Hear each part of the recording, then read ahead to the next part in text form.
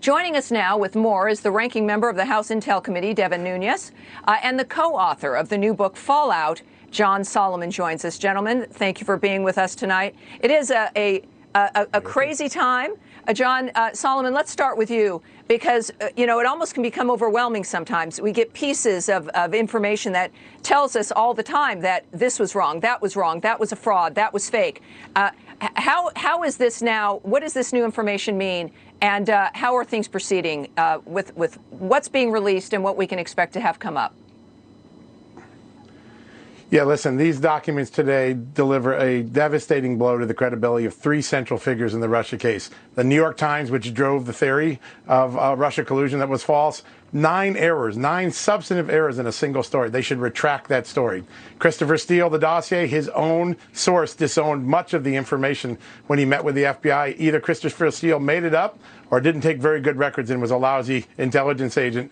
And third, you have an entire example of the FBI knowing for months that everything they gave to the FISA court was wrong. Everything. And yet they never retracted it. Amazing. They renewed the FISA application 2 more times. It's amazing. I know we're all waiting, Representative Nunes, we're all waiting for the Durham report, his action when it comes to indictments, possibly, et cetera. But the American people, this has affected the legitimacy of the government. When we see this going on, and the conclusions we have to draw, and now we know everything we see shows that there was some kind of weird collusion to do something bad to stop Donald Trump. With everything you've been through in this regard, what is your take on where things have landed at this point?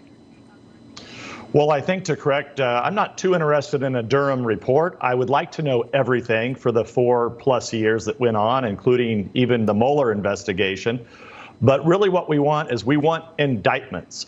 We've made 14 criminal referrals. We have another investigation that's ongoing.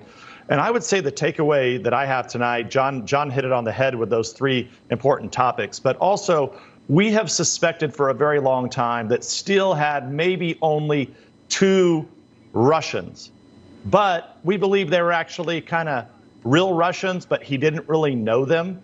And the question is how was it that Steele found these supposed Russians and was able to use them? We've asked the FBI and the CIA about these Russians. I've said for a long time we're interested in 2 Russians, and this won't surprise you. They have yet to allow us access to these 2 Russians that we now believe are living in the United States. We're really tight here, but clearly Americans are hearing that very serious things are continuing to go on. We clearly still need the exposure of them. Both of you are doing a very good job in that regard. And justice is coming. I think it's safe to say that. Gentlemen, thanks for being here tonight.